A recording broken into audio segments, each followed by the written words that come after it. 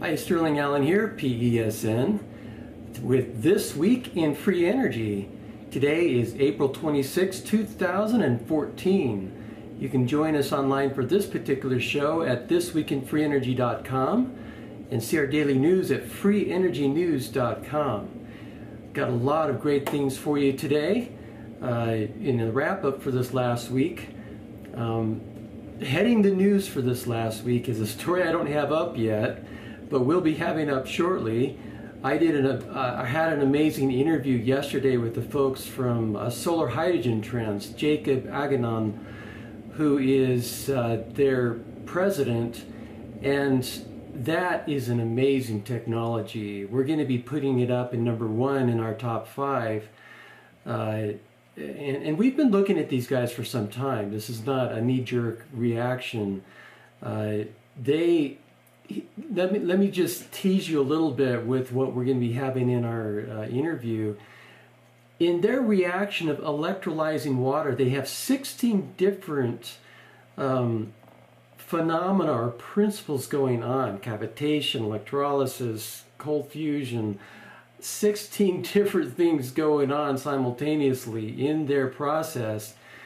And water is going to hydrogen without going to oxygen. Oxygen somehow is being turned to hydrogen as well. Hence, 400 watts is able to produce an output of 400 to 450 times more energy in the form of hydrogen on the output side. They are willing to let people come in and see their technology, come visit them in Los Angeles, see their prototype, measure the input with your, the 500, 400 watts into the device that then produces copious amounts of hydrogen on the output side. Do a quantitative and qualitative analysis of the gas coming out to see that it's 93+% hydrogen, which is really in and of itself amazing that you don't have oxygen in there hardly at all. I'm not sure what percentage, but it's very small. It's not an H2O relationship that went into it. That's fascinating. And so the reason they're able to get 400 to 450 times more energy out is because they have all these things going on. They got cavitation. Mark Leclerc over at Nanospire is showing how cavitation can be used as a source of energy similar to cold fusion and has many of the same properties as cold fusion. Their technology may be the poster child demonstration of cold fusion and explaining how it works, why it works. They can control particles, like they're trying to do with the Hadron Collider with this little device that's 44 inches long, 22 inches high. You get the idea. It's small. And they're producing this copious amount of energy. You can go in with your meters, measure the outflowing gas, the rate of the gas production, the quality of it, and that it is hydrogen mostly. Go check it out. And they're looking for investment. They're looking for a partner to, they're kind of open to all the different, applications of, people who want to roll this thing out. The problem is there's still a lot of stuff that's still proprietary, so it's going to be hard to license the manufacturing of this thing because they want to hold on to, for now, the manufacturing secrets. They want to get a plant going there in California to manufacture these units to distribute them worldwide.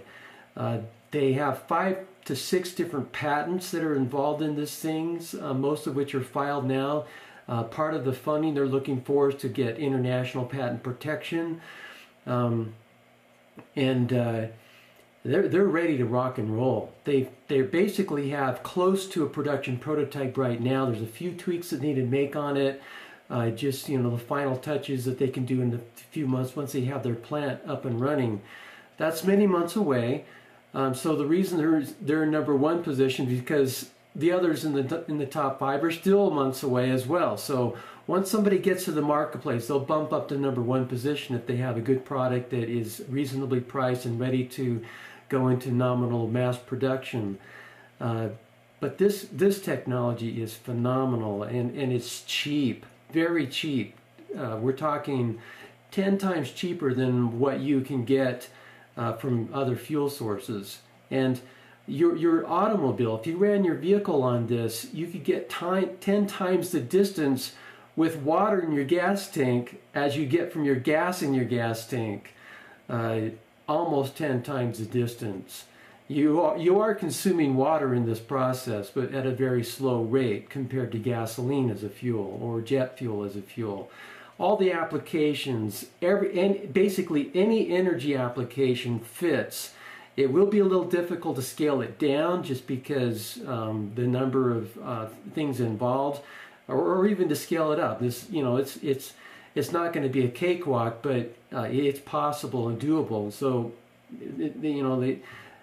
primarily they need funding right now so they can get the manpower aboard. They have 8 to 10 people right now working nominally full-time on this rollout, but they need a lot more than that. They need hundreds of people involved in this. So investors, get over there, go see and validate this thing and give them some money. Let's get this thing rolling. They need millions and millions of dollars, probably more in the region of hundreds of millions, to really do this right.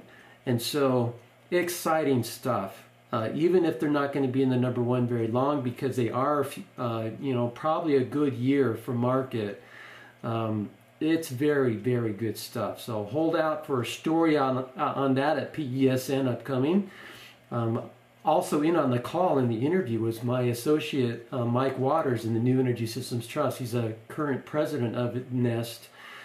Did a phenomenal. I didn't get his video up in our blog of the presentation he gave at the Global New Energy Movement conference in Boulder last October.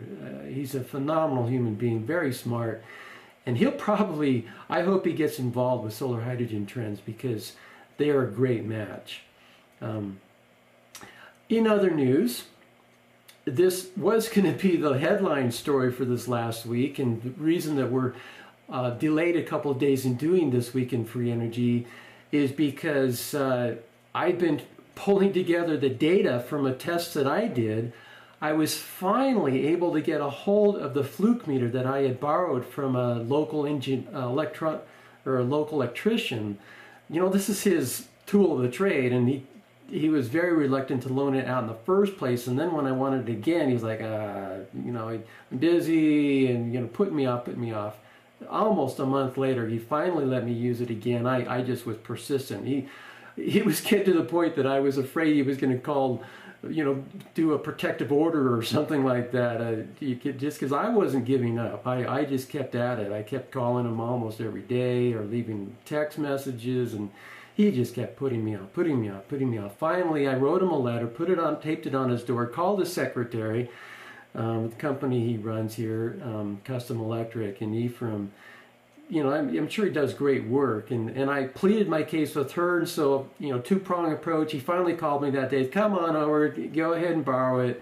3 hours later, I had it back to him, and I was able to show, by taking a battery charger and charging a low battery, a 12-volt car battery, and then putting the clamp-on amp meters on it. I borrowed my dad's DC clamp-on amp meter that is specifically for, among other things, it's a multimeter, but DC, my dad uses it all the time. He's got that solar home with all the batteries and stuff, and he's measuring up into, many tens of amps all the time. So he knows it's accurate, he knows it works, and so I borrowed his clamp-on amp meter.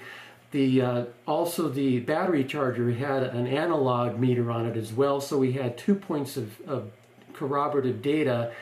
And so we had the fluke meter. The reason this is important is, this is going back a month. I was doing the HCAT testing where we've got this Brown's gas going across the catalytic converter of a car and producing copious amounts of heat. And I did a calorimetric test using a tub of water with one of these catalytic converters submerged in it, and I measured the heating up of the water versus the electricity going into the Brown's gas generator on the front end. So that was the input, and the heating of the water was the output. And we showed a 77% efficiency just with those numbers. And even that alone is significant because if you take electrolysis, the best electrolysis is in the region of 75%. And the guy that I got this Brown's gas generator from is actually in that ballpark. He's 75% efficient. And then you take the efficiency of the catalyst process going back to water, that's going to be in the 85%. So you take 85% times 75%, 64% is the best you're going to get using conventional science in this scenario. The input versus output, and we measured 77%, which points to anomalous heat is the only way that that extra heat is going to show up. Well, the problem is that the meter I was using, this fluke meter from this electrician, turns out that it was reading AC in the digital display, even though the readings were in the ballpark that we were expecting, 10 to 14 amps, the readout was saying AC. And the skeptics were saying, oh, you can throw out your data because that was just an artifact, it's not accurate, it's totally, it's bogus data is what they said. And I said, I don't think so, because the way the data was moving, the ballpark it was in, it was Steve D, who who sold us the Brown's gas generator. He's got a Faraday equation that you can plug in the numbers to, and he showed that we gave him the voltage reading, we gave him the flow rate, the liters per minute of gas that we were producing, and he said that at that voltage and that flow rate, here is the amperage that you would be expecting, and it was within 15% or so of the number that we had. And so, that shows that the number was in the ballpark, and it was moving up and down as the experimental conditions would predict in terms of, as you read the report, you understand what I'm saying. It was moving as we would expect it to. And so I felt like the data was reliable. And even though, yes, it said AC on the clamp-on amp meter, it was reading DC. And so what I was able to do, what I was starting to say is that it turns out that the clamp-on plug-in that goes into the Fluke meter, Fluke is one of the best instrument makers in the planet, and the plug-in, the clamp, was actually an AC clamp. I talked to the people at Fluke. I had a guy call me in response to some questions I had about this, and he said that he saw the picture of our setup, and he said that clamp that we were using was an AC clamp. It was not designed to measure DC. They do have a separate DC clamp that they sell that you plug in, and then that's when the DC reading will work. It turns out, though, that the AC clamp with the AC setting was measuring DC. And I showed that in my experiment that I ran on Wednesday, where I went through several data points of amperage levels going into the battery and showed that the Fluke meter tracked the TPI meter of my dad's almost perfectly. It was higher all the time, but that it was tracking it in a very reasonable fashion, and by the time I pulled all my data together and punched in the numbers and did the graphs on it, you can see that we get some really nice straight lines, that there's a conversion, that the conversion rate between the clamp-on amp meter of Fluke and the TPI meter that my dad had is actually a line that is sloped. It's a linear relationship, and it's sloped. So it actually crosses a zero line at about 16 amps, and so by 16 you're at the exact same reading, and then past 16 it probably is going to go below, so that your conversion is going in the other direction. So rather than the Fluke meter being higher than the TPI, it's going to start getting lower. But if you do this curve and you do the conversion, now you can do you've got the calibration curve, and you can plug in plus or minus 0.03% is the accuracy of the TPI meter.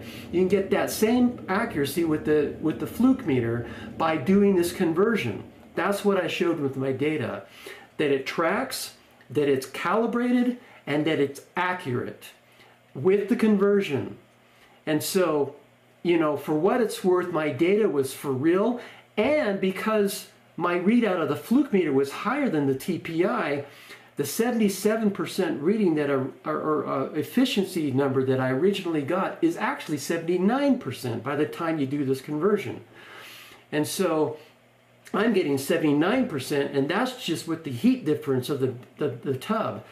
We have David Haake, H-A-A-C-K, is doing an analysis for us. He's run a bunch of numbers on the other heat losses that I did not account for in my numbers. The heat loss from the tub. I did a cool down test after I heated up the water. I turned off the catalytic converter and I let it cool down for 6 to 8 hours. I can't remember exactly what it was, but it was a substantial period of time. So we have a really nice cool down curve, and from that we can tell you how much energy was being dissipated into the environment for inadequate insulation. So you add those calories in, and then you also have the brick. We didn't take into account the brick. There's a half a brick to hold the thing down under the water. We have the metal tub. He calculated the calories that represented. We also have the reservoir that was hotter, about 7 degrees Fahrenheit hotter than the surroundings.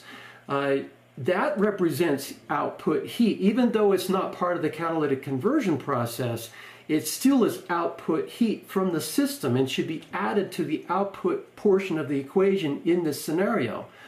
Also, there's a heat from the generator itself. It was quite hot as well. It was not as hot as the reservoir. The reservoir, actually, I take that back.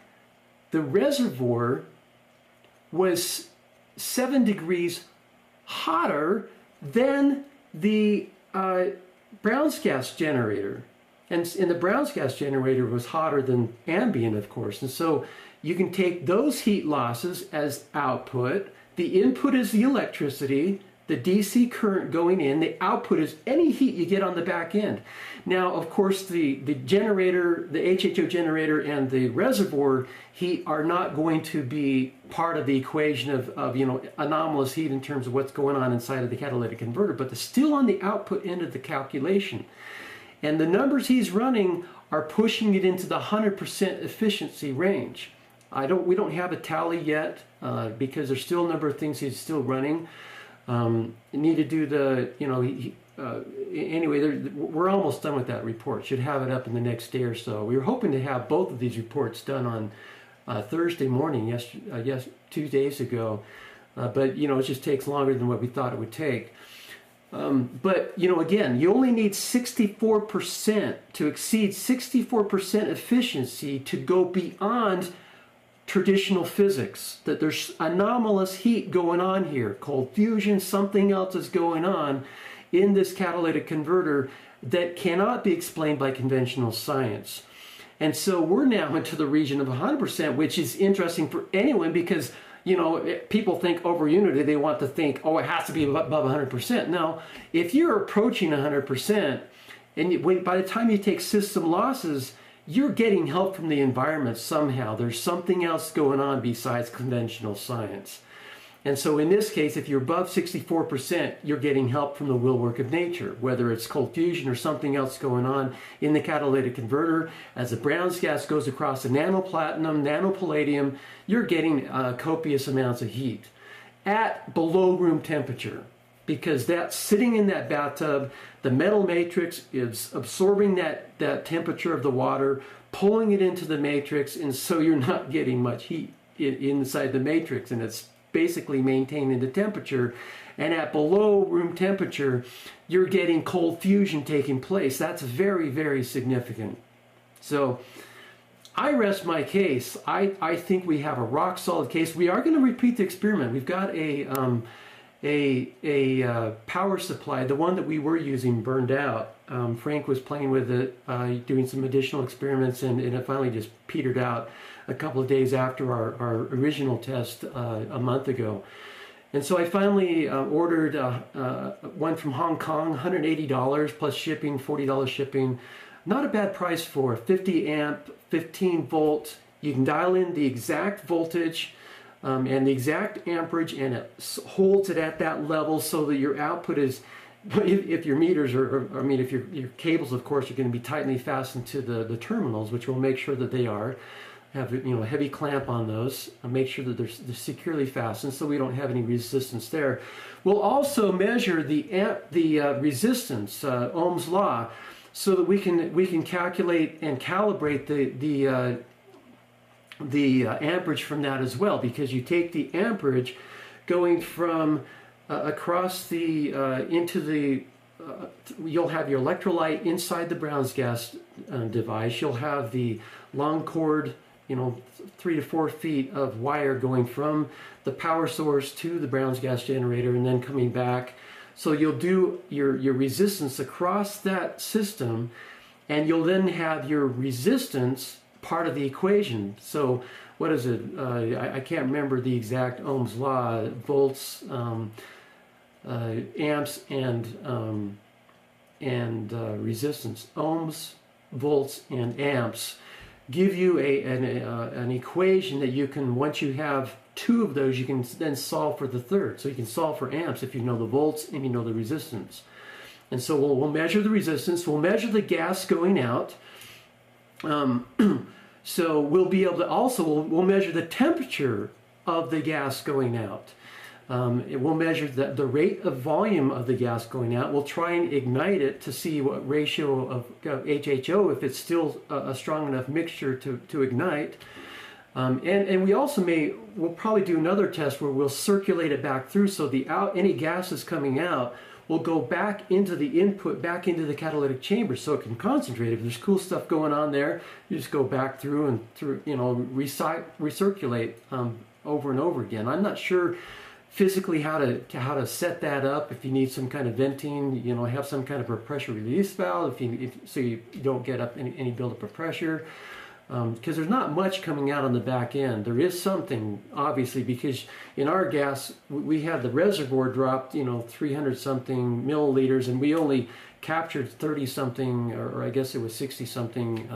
So there's 21% of the water was reclaimed on the back end in the catalytic converter. So the rest of that water is either escaping as steam, which would be very interesting, because that's additional of course, heat in the equation, escaping as steam or water vapor, which would be zero in terms of an energy gain, or ignited Brown's gas. And if you circulate that back through, then you can ignite that second time through, possibly. Don't know. We just need to experiment with some stuff, but we'll repeat the experiment. Science always wants to see, an experiment reproduce, and we'll do that. But the data we got from first time around is very good. And I think that we can rest our case just based on that data that indeed the HCAT is producing anomalous heat. No doubt about it. And we're going to vindicate that again by repeating that experimental setup. And we'll be reporting on that hopefully in the next week or two. I've got a trip. The guy that brought me down to Brazil last year to the International Conference on Free Software is having me down there again in Porto Alegre, Brazil, which is where the HAR Energia, that huge gravity machine is. We've been trying to get an appointment to get in and see it. They're very resistant. They don't want any coverage. They're not ready for that yet, so may not be able to see that while I'm there, just a few kilometers away. But I'll be down there, so that's right during the Mother's Day weekend. Didn't realize that at the time we made that appointment, but I'll be getting back the next Monday. Anyway, so I'm hoping to have our next test done before that, so we'll have something up before that. So that's the next big story. That was going to be lead story, but that was trumped by Solar Hydrogen Trends LLC, our new #1 technology in our top 5. Now, the HCAT could surpass that because it's closer to market. I think we could get this thing marketable fairly soon. Once we get this thing characterized, figure out where the optimal, the sweet spot is, even the results that we got, that's very interesting. If you're getting over 100% efficiency, that surpasses what you can get with a resistive heater. Electricity in, heat out. You wasted all this heat. That's what you want, that's what you get. So resistive heaters are basically close to 100% efficient. But this Brown's gas water heater could be close to 100% efficient. And that would be very exciting in terms of being able to heat water using this technology. Electricity in goes to water heat out. And then on the higher end, you're probably going to get the effect much more pronounced at higher temperatures. It's probably not going to be a linear. There may be bumps. We'll find certain spots that are sweet spots as we go up the scale in temperature to see where this effect is most pronounced. And so that's to be seen. Just wanted to encourage those of you out there doing HCAT experimentation. We're still on it. It's been a month since we've done anything just because of, it's hard to keep news running and doing all this stuff at the same time. The next big story, and this is also a contender for, leading story for the week. Aesop Institutes .org is their website. That's Mark Gold's organization. Put up a video the other day.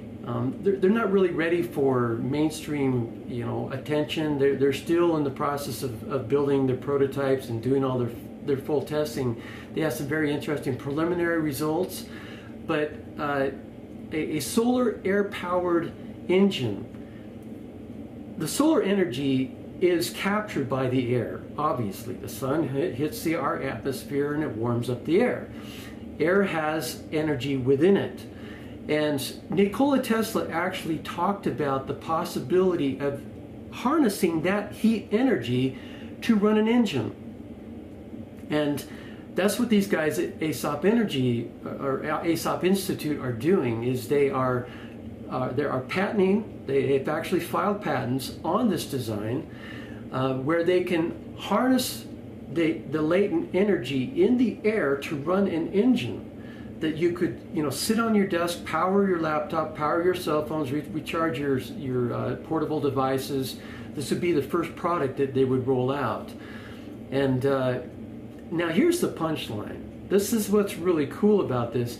Now, it may be that there may be some holes in what they're doing. There may not be a full understanding on Mark's part of what's going on. Robert Nielsen pointed out some things of the differences between the wordings of the patent and what Mark was saying that shows that he doesn't fully understand what the patent is about. But that's okay. We're not all perfect. We have teams for a reason. We fill in the gaps where one person's strong, the other person's weak, and we all just work together as a team and we put something forward. Anyway, that's what we're describing here is what Rafael Morgado has done.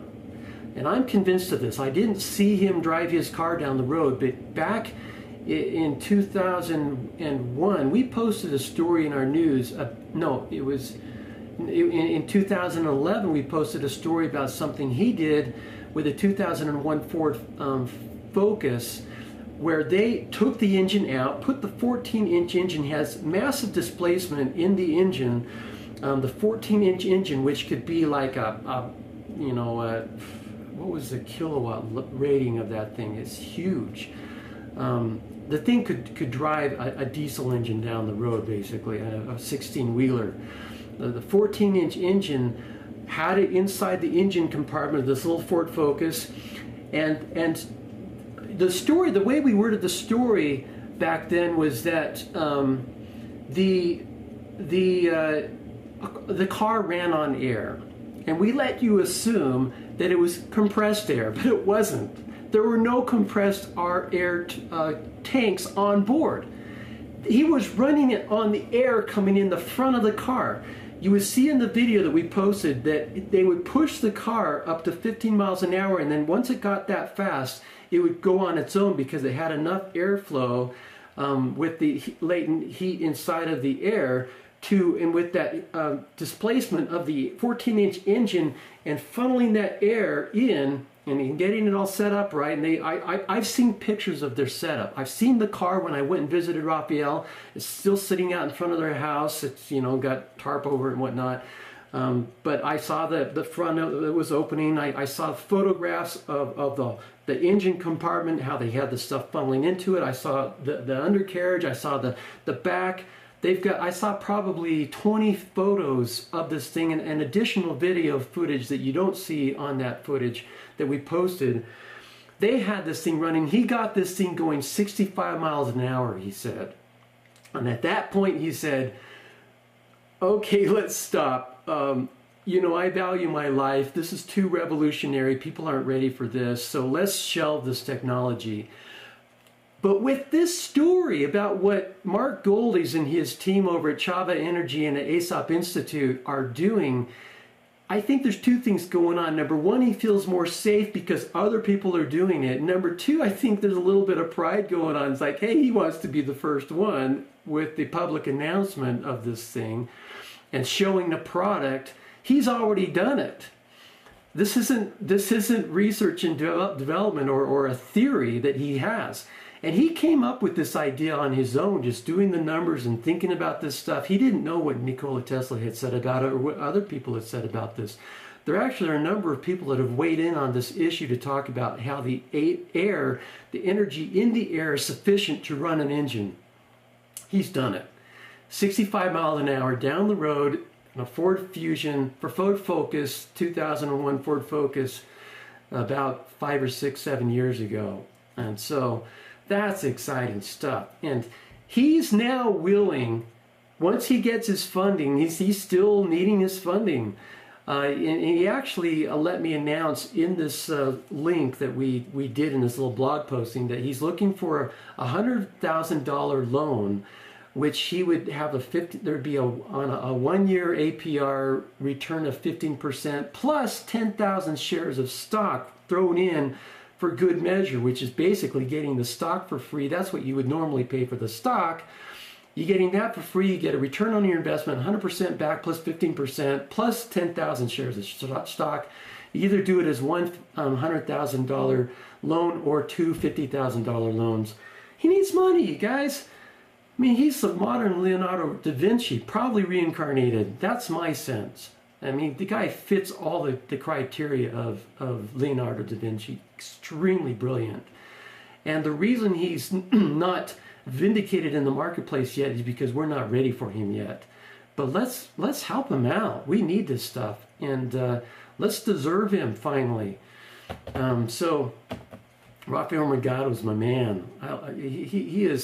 He impresses me about more than any other inventor on the planet. He's got so many other things going on. I can't talk about him yet.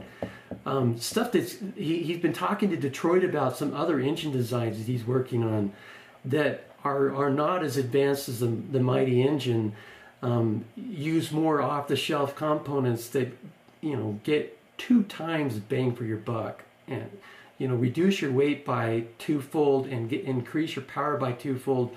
Amazing stuff, and they're all over it. And so give that guy some funding so he can build his prototype, so he can get the money. He's got, you know, aviation 2.0. We could have our jetpacks with him. I was thinking this week about jetpacks. So the problem with jetpacks is you don't want to have that as your only mode of transportation, because if you get a good windstorm, you're not going to be able to go to work that day. So, you know, you still need your backups, but that way down in Sao Paulo, where they have their gridlock every day, traffic, it comes to a stop. You're going 5 miles an hour on the freeway at best, excuse me, on average. And with jetpack, you take 5 minutes to get to work. On the freeway, it takes 2 hours. Except on windy days, then you're going to have to go on the freeway. But, you know, then you could use some of the other stuff that he's coming up with. So give the guy some money. I mean, if I had millions of dollars, he'd be getting a good chunk of it. No doubt about it. Another really cool development is a guy named Akula out of the Ukraine. Excuse me. He's posted a number of really interesting videos showing, you know, 50-watt LED setup, solid state. Starts it up with an old 9-volt battery to get the thing in resonance or whatever's going on. I don't fully understand it. I haven't been tracking this one. I've been getting a lot of information from Degri from India. So I've been posting that stuff. We finally got a page up about it at PezWiki.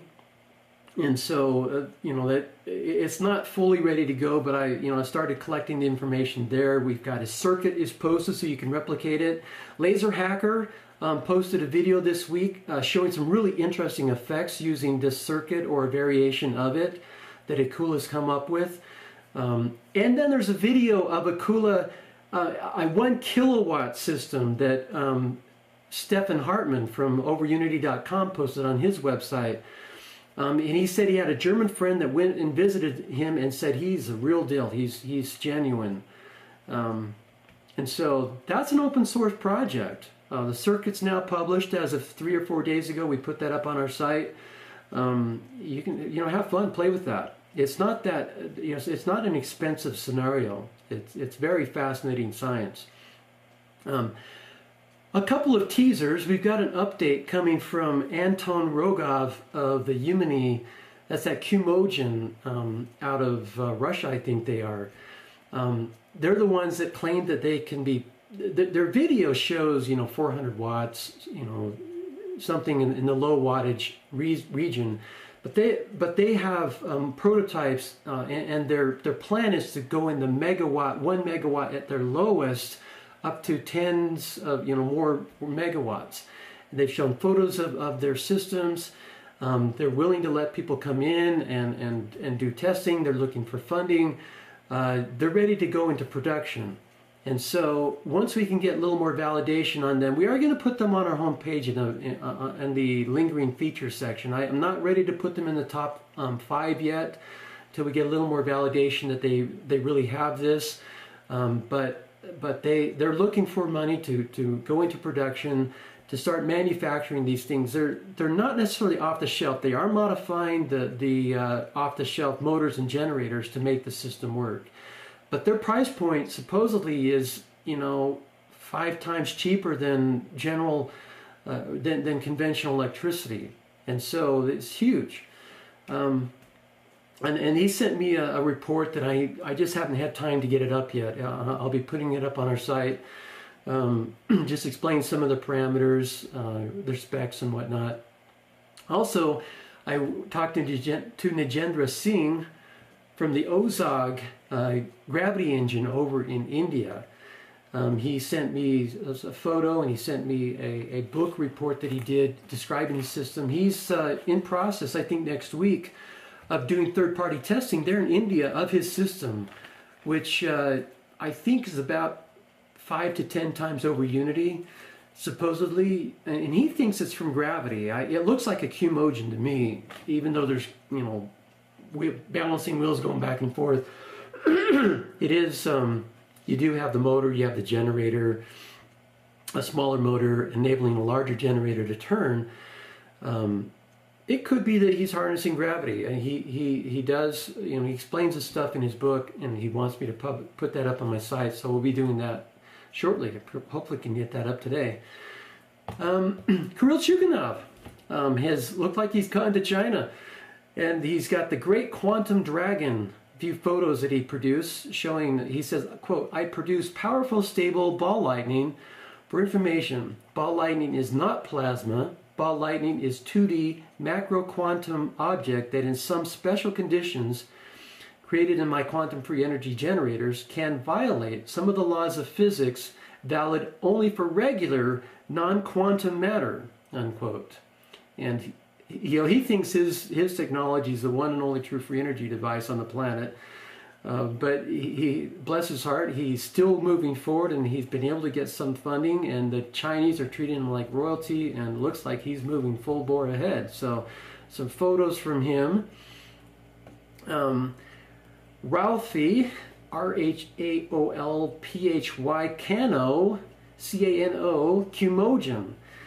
A demo out of the Philippines uses a transfer switch from the mains to self-loop mode, after which it powers a drill and a grinder. You see, first they plug it into the mains, bring it up to speed, they've got a transfer switch, they switch it over, and you see the sparks when it goes from the mains over to, they've got it plugged it into itself, so the generator is plugged in to the motor. So it's plugged into, there may be some inverters in it, I can't remember on this one. It's got a flywheel in there too. But when they switch the power over, it sparks, and then the thing, it slows a little bit, comes back up to full speed. They plug in a drill, they plug in, what else did they have on that one? Anyway, they a drill and a grinder. So the latest Qmogen, I think that's number 50. We're up to my age. 50 Qmogens that we have found on the planet that I've been made aware of, and there's probably twice that many that I haven't found yet, that people haven't brought to my attention yet. This one was actually posted, if I remember right, just a week ago. It's a new video that just came out.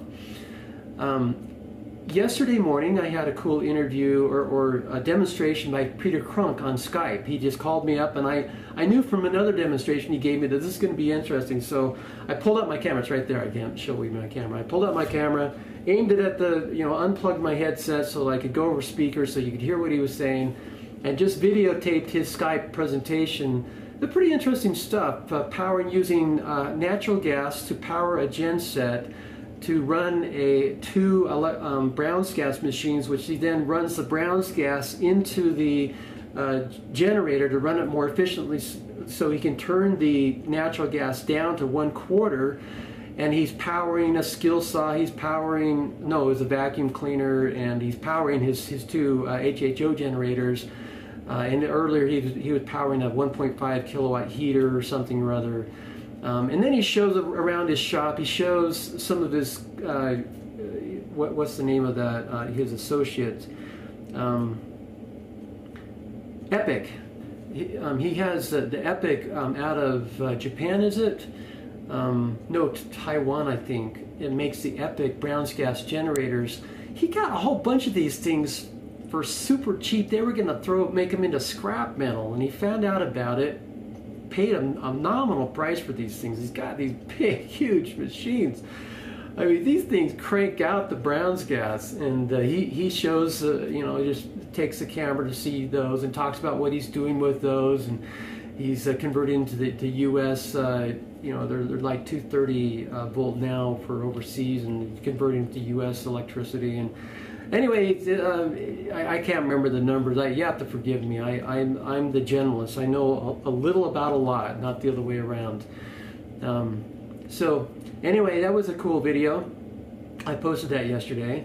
And then he also sent me a video yesterday to add to it, a video that he shot of this similar thing going on. Professor Kanarov from Russia, posted some interesting stuff, an electromagnetic motor. It looks like he's got batteries, and it's shown on the circuitry or in the coil. I'm not sure what's going on with that. It's probably not over Unity, just an interesting science project. Stephen Greer has posted a $100,000 star challenge and award. On this 1-year anniversary of Earth Day 2014, we are announcing the Star Challenge and Award. We have enough funds to announce this new award of $100,000. The only problem is you have to basically turn your technology over to Stephen Greer and crew to control it. You may get a royalty if it goes to market, so not probably going to be too many people volunteering for that one. But there's $100,000. If you've got something that meets their criteria, go for it. Now, one of the big news items along the political end of the spectrum. Hey, I don't have something in my news. Really quick, just on Qmogen. I'm just going to make not Qmogen, the QEG, the quantum energy generator from. That's. Excuse me. Just updating my notes here with that. Not much going on in it this week because they've been over in Morocco waiting for parts. They've got 70 people over there waiting to see a demonstration, and they don't have the parts yet to be able to make it. A couple of days ago they were waiting for something over in customs. So I guess they just had a good week-long vacation with some cool people, having fun hanging out with each other. I'm sure they've had some, seminars and classes and stuff going on, but they haven't been able to, hands-on build stuff yet because they didn't have the parts in. So I think those may have arrived, and so they can start, going at it full bore.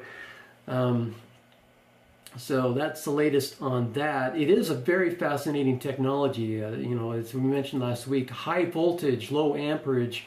So they're going to have to re-engineer the the coils, the windings, because you know, you have to resist or prevent the arcing. If you get arcing going on, you basically have to start over again, take it apart and start from scratch. So you want to have this thing be resistive, I mean not resistive as in resistance, but prevent having arcing going on. So this is deep in research and development. This is not ready for you to download the plans and build a 10 kilowatt system that's going to power your house. That's easily 10 months away, or 6 months away, given the generous, they may have it done by then, that where you, if everything runs at full breakneck speed, they could have product in 6 months. But right now they're research and development, so if you want to get involved in that, be aware that this is not something where you're going to be building working systems that are reliable and dependable. That's not there yet. They're still working out the bugs. Now back to the political thing. Moran Kesh, on April 18th, Good Friday, announced that he is the long-awaited Messiah. And he made no bones about that's exactly what he meant, and that he's calling for world peace and cooperation to join the neighboring star system in the universal society, turning implements of war into peaceful tools. Yet to bless his heart for his message, the point that I made in my story, and I think I'm about the only one that covered it, Revolution Green also covered it with the regular snarky stuff going on. If you want snark, that's where you go. You know, everything's bogus, guilty until proven innocent, and the proof is basically never happens because they don't have their eyes open to evidence. An example of that is Mark Danzy thinks that 911 basically is as the government says. You know, the official line sounds good to me, basically. Mr. Show Me the Data totally misses the data on that one. Those buildings, you cannot have a building fall in free fall speed without help. That's a law of physics. That is any one of the skeptics who are crying against us saying you're breaking the laws of physics, that is a violation of the law of physics. You cannot have a building fall in free fall speed, which Building 7 did for many seconds, without help. And help means months of preparation, thousands of people, and yes, they've been able to silence everyone. There have been whistleblowers that come up that are not going to the mainstream press because the mainstream press is controlled. The alternative media is the real media. The Alex Jones of the world, the David Icks of the world, they're talking about this stuff. They did from the beginning. They called this an inside job. They could see that this was a controlled demolition, that there's something else that's a false flag operation to get us into a police state, and that's exactly what's happened. And Mark Danzy is clueless on that point. He does not get it. And you want to, he's Mr. Show me the data, show me the data. There's tons of data on September 11th being an inside job, and he totally misses it because he doesn't have the courage to step into the cognitive dissonance that represents, that everything that I've been told as a child is not true, that the government's corrupt, that these people that I thought were good are evil.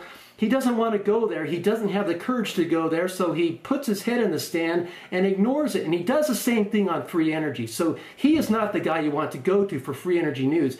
Mainstream stuff, fine. He's like the Glenn Beck of free energy. Glenn Beck gives you 90% good stuff and 10% poison.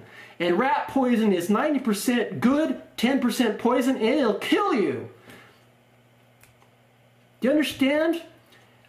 Glenn Beck is poison. Mark Danzy is poison. Stop listening to those trash scumbags. Go to the real stuff. The only reason they put out good stuff is to get you thinking that they're on your side, to get you so that they think that you're one of them. Yeah, I'm all for free energy. Come to my website. Here's this cool stuff. And yeah, but anything that Sterling talks about automatically is bogus. Is junk science. And they totally trash us every chance they get. You do not want to listen to the poison talkers.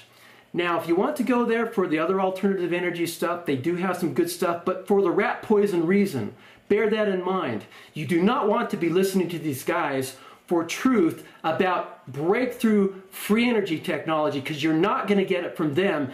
They are the poison of this industry. Thank you. Now, back to Moran Kesh. Here's my take on his claim to being the Messiah. I believe that every person born to this planet has within them not only the right, but the ability to become a Messiah. The first coming of Jesus and the second coming advent that we have yet to happen, that we're in the midst of right now, the second advent, both of those Christ characteristics should be embodied in each one of us. We can be gods. We are gods in the flesh, every one of us. And the ones mighty and strong are the ones who wake up, put on strength, and become gods in the flesh. They put on their godhood rather than ignoring it, suppressing it, and putting it on the shelf and acting like slaves. Step into your godhood, become the Messiah. Every one of us, that's our God, that's our birthright. Jesus said, "What manner of men ought ye to be, even as I am? Greater things than these shall ye do also." Those are biblical statements. And he also said, "It is written, ye are gods." Those three statements are from Jesus Christ. He was not sent here to be a pedestal, set apart, one of a kind, never to be matched, figure of worship that we could never approach. He's here as a way shower that we can surpass. We can step into our good godhood and do things even greater than what he did. The miracles, the signs, the wonders. And Moran Kesh is one of them. He's not the one and only, but he's one of them. And so, you know, his view on the one and only thing is a little bit warped. That's okay. Give him some slack. I mean, if you have the messianic characteristics, it's not difficult to maybe make the assumption that maybe you are. I've known a lot of people that have made that mistake over the years. Before I got into free energy, I was running a website in a discussion list, David's Outcasts, and we have a running joke. The One Mighty and Strong t-shirt, been there, done that, got the t-shirt, you know, stand in line, take a number. You know, there's a lot of ones mighty and strong out there who fit the attributes because they are stepping into their godhood. They are messianic in nature. All of us can be. Do it. Stop waiting. There's no limit. Just because there's 144,000 that the scriptures talk about, that's just a quorum number. That doesn't mean it can't be surpassed, that there can't be more than 144,000. It may be far less than that. It could end up being tons more than that. It's up to you. Are you going to do it? So, yes, Keshi is Messiah, and so are you if you'll step into it. I'm stepping into mine. How about you? Happy Earth Day! Seeking your exotic free energy photo for our collage project. Had fun with that one. Conventional science, photo switches. This is one that Mark Danzy covered also. A breakthrough material for storing heat energy. Meet photo switches, a breakthrough set of materials that act as their own batteries, absorbing energy and releasing it on demand. Next story. County collects Green Power Inc.'s back taxes while leaving plant untouched. I was actually touched by this story that they're not trying to destroy the guy. He's trying to salvage the best he can. Even though he's in jail, he's trying to sell his company, trying to hand it over to other hands so that they can salvage what he's got. And they sold some equipment, but not the core stuff of his reactor, so they could pay the $58,700 fees and back taxes and stuff like that. So that was good to hear. Funny car recycler photo. I was driving down the road the other day and I saw this big pickup truck with a car halfway out of it, stuck in it, and it said Joe's Recyclers or something like that on the side of it. I stopped and took a picture. It was hilarious. It would be a great cover picture of some website. It's really funny. Good April Fool's kind of stuff. I couldn't wait. I couldn't wait. I had to get it up. And then just right after that, I go into Moroni, where I was excommunicated from the Mormon Church for being an apostate, as you can imagine. And there, parked in the road, was a tractor. You know, it was going up a road, and I guess it stalled, and they just turn it off, and I guess they're going to get help. And so there's a tractor sitting in the one and only lane coming southbound, coming into Moroni. It was funny. I wanted to take a picture of that too, but my wife didn't want to turn around and go back to take a picture. She's busy, or wanted to get to our destination. So anyway, talking about sacrifices we make for free energy. Last night when I was working on this HCAT data on the fluke meter correction stuff going on, my wife said, "Hey, do you want to come to this dance thing?" And I pictured in my mind some, college dancers, cool. Yeah, you go ahead and go. I'll stay home. I got to finish this thing. And I finished by midnight. But it turned out, oh man, I missed the best performance. It was a 50 years Beatles commemoration, and my next door neighbor, who's a professor at Snow College, and his wife, who also does as a dance instructor at Snow College, were both directors in this thing.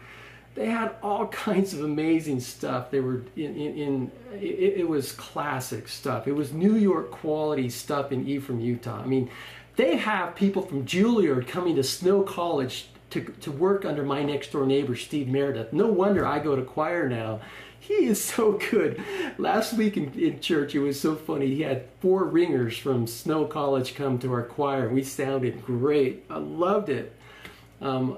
We just had 2 of us tenors, and I'm pretty good myself, but it's fun to have somebody that you can kind of, you can tell that knows what he's doing and match what they're doing, vocal quality and whatnot. They were there doing this production. I missed it because I had to work on this project. Oh, I wish I would have gone. Oh man, that was so good. I hope they put it up on YouTube or something. I really want to watch that. So what we do for our causes, I missed out on a big one. I wouldn't have missed the world for that had I known what it was. It was really phenomenal. It was, I mean, they have people from Juilliard. I mentioned people from Juilliard coming to study under him. He's so good. They want him to go to Juilliard, and he said, "No, I'm fine. Ephraim's fine. I like Ephraim," and so he stays here, and he keeps that quality here. Ephraim just became a 4-year college, and it's going to have the first 4-year graduate this year.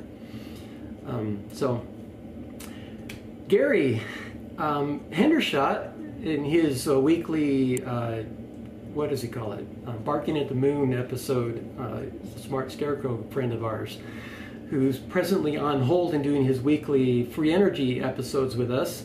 I just put a link to his weekly Barking at the Moon, where the first part of it talks about this whole Bundy thing, where they're demonizing this Bundy guy for not paying his taxes and grazing fees, and the truth is so different from what we're being told by the mainstream media. They do not tell you anything. Yesterday I saw a rebuttal about this whole, where they're making him look to be this racist guy. He's old school, he talks differently, he doesn't know the political jargon. He's got this black security guard standing next to him at this press conference yesterday, who totally has his back, loves the guy, says he's the nicest guy he's ever met. And he's not racist. Yeah, he says some things that were politically incorrect, such as that black people today are in worse bondage now under the government, under socialism, and in jail. The black children who end up in jail because the system that we put them into, they're worse off than the cotton pickers were. That's probably true. That the quote freedom they have now is more oppressive than what they had back in the days of slavery, that they're not better off. And that's probably true for a lot of them. Now some of them have been able to shine and do amazing things, and that's great. And I'm all for freedom. I'm all for all races having equal chance at the law. Who are the racists but the mainstream media, who are trying to turn everything into race to divide and conquer? I mean, we got over race a long time ago. Enough already. So what if Barack Obama's black? If you're against Barack Obama, you're not a racist. You're in a way in politics. It has nothing to do with race. So what if he's black? Stop bringing that in. You're the racist for bringing that up. Anyway, Gary had some great talking points on this whole thing with, you know, what went down on the Bundy Ranch. Excellent stuff. Harry Reid this is an editorial I did. Harry Reid is a domestic terrorist and must be impeached. He's the one behind the BLM goons terrorizing, pointing guns, shooting tasers, threatening with dogs, running cows to exhaustion and death with helicopters, partially burning the cows, destroying the watering infrastructure, euthanizing the tortoises, and carrying an imperious manner. That's a terrorist. They're the terrorists, and his guy at the head of the BLM, formerly head of his staff, is now head of the BLM. He's totally in bed with these guys. He's totally on the same page with the BLM terrorists. They're the terrorists, not Bundy, and Bundy standing up against the terrorists. He's the hero. He's the guy we should be behind. And finally, Earth Day. Add your photo at NASA's global selfie site. That was back on the 22nd. Had fun. Went on a nice little walk with my wife. Nice little midday date that we went on. Took some pictures back behind us here of Ephraim and with some rock backdrops and whatnot. That was fun. So anyway, that's it for This Week in Free Energy. Went a little bit long today. Thanks for your patience, and join us again next week for This Week in freeenergy.com. Hey, I'm back already. Sorry about that. I forgot a key piece of the news. I added this bullet this morning. Right now, by the way, it's 5 to 9 a.m. Mountain Time. Pedophile rings rule the world. A story by Alex Jones' crew and a bunch of links. Really serious stuff. You got to watch that video. I basically did a blog post of about 6 or 7 of the headline videos that I've seen this last week. Marketing World War III was another one. Manufacturing Armageddon, where they're trying to beat the war drums over in Ukraine to get us into war. The U.S. has set up a lot of stuff. They're being very evil over there. Russia's ironically the good guys right now over there. They're not perfect. They're not totally innocent. You know, Yeltsin's an insider like anyone else, part of the plan. But he is 10 times better in terms of freedom and principles of freedom than Obama. Obama is so much more the communist and the tyrant and the arbitrary ruler than Yeltsin is. Yeltsin at least was on stage with Snowden. Edward Snowden piped in on a recorded question that he had for Yeltsin. He at least entertains and talks to him rather than ostracizing him and kicking out of the country and calling him a traitor. He deserves a Nobel Peace Prize. Snowden does far more than Obama ever did. Certainly, Obama is anyway.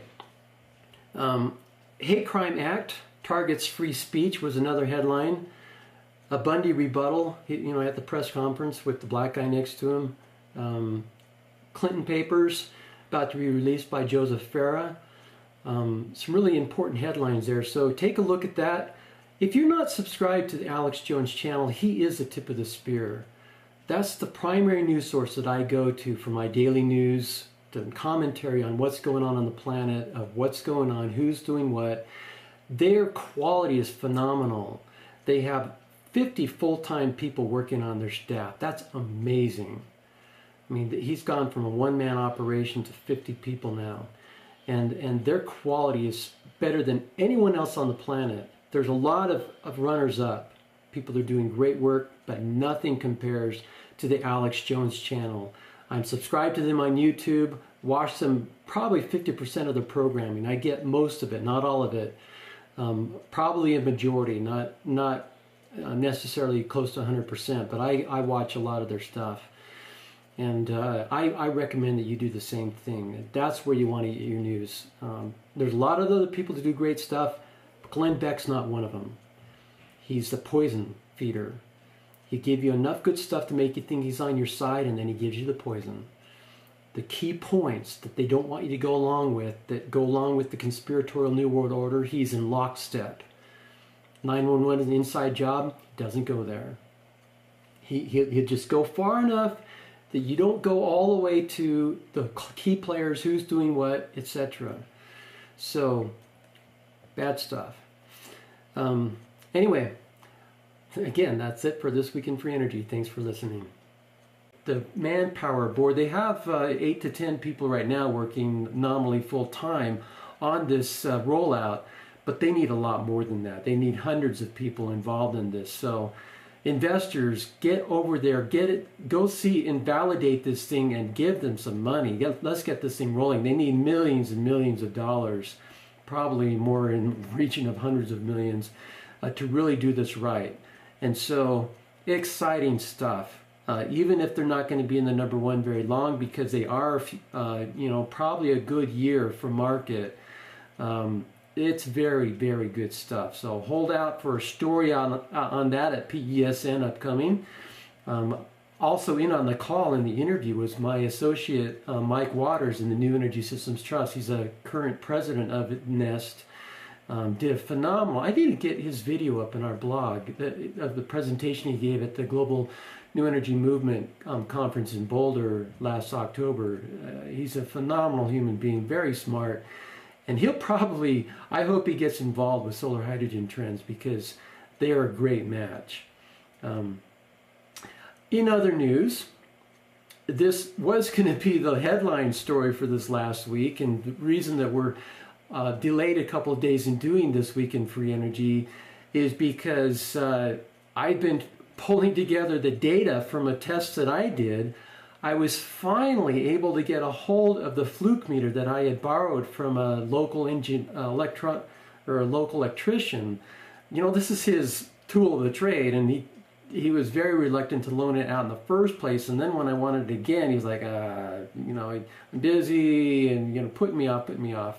Almost a month later, he finally let me use it again. I just was persistent.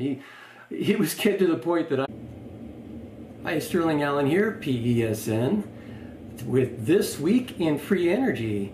Today is April 26, 2014. You can join us online for this particular show at thisweekinfreeenergy.com and see our daily news at freeenergynews.com. Got a lot of great things for you today. In the wrap-up for this last week, heading the news for this last week is a story I don't have up yet, but we'll be having up shortly. I had an amazing interview yesterday with the folks from Solar Hydrogen Trends, Jacob Aganov, who is their president, and that is an amazing technology. We're going to be putting it up in number 1 in our top 5. And we've been looking at these guys for some time. This is not a knee-jerk reaction. Let me just tease you a little bit with what we're going to be having in our interview. In their reaction of electrolyzing water, they have 16 different phenomena or principles going on: cavitation, electrolysis, cold fusion. 16 different things going on simultaneously in their process, and water is going to hydrogen without going to oxygen. Oxygen somehow is being turned to hydrogen as well, hence 400 watts is able to produce an output of 400 to 450 times more energy in the form of hydrogen on the output side.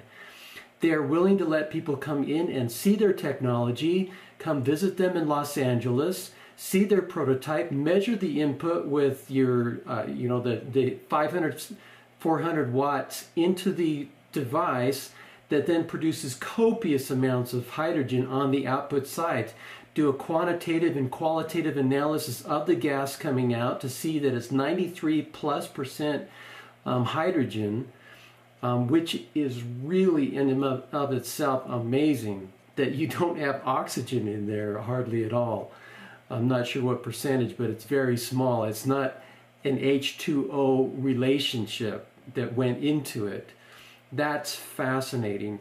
And so the reason they're able to get 400 to 450 times more energy out is because they have all these things going on. They got cavitation. Mark Leclerc over at Nanospire is showing how cavitation can be used as a source of energy similar to cold fusion and has many of the same properties as cold fusion. Their technology may be the poster child demonstration of cold fusion and explaining how it works, why it works. They can control particles, you know, like they're trying to do with the Hadron Collider with this little device that's 44 inches long, 22 inches high. You get the idea. It's small. And they're producing this copious amount of energy. You can go in with your meters, measure the outflowing gas, the rate of the gas production, the quality of it, and that it is hydrogen mostly.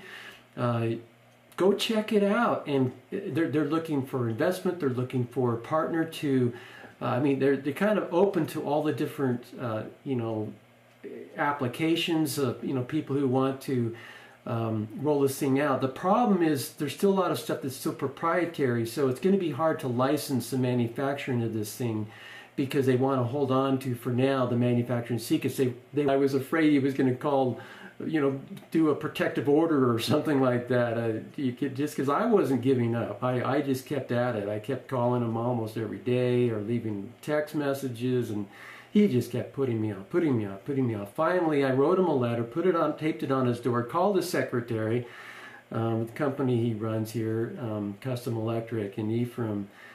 You know, I'm sure he does great work, and I pleaded my case with her, and so, you know, two-prong approach. He finally called me that day. Come on over, go ahead and borrow it. 3 hours later, I had it back to him, and I was able to show by taking a battery charger and charging a low battery, a 12-volt car battery, and then putting the clamp-on ammeters on it. I borrowed my dad's DC clamp-on ammeter that is specifically for, among other things, it's a multimeter, but DC, my dad uses it all the time. He's got that solar home with all the batteries and stuff, and he's measuring up into, you know, many tens of amps all the time, so he knows it's accurate, he knows it works, and so I borrowed his clamp-on ammeter.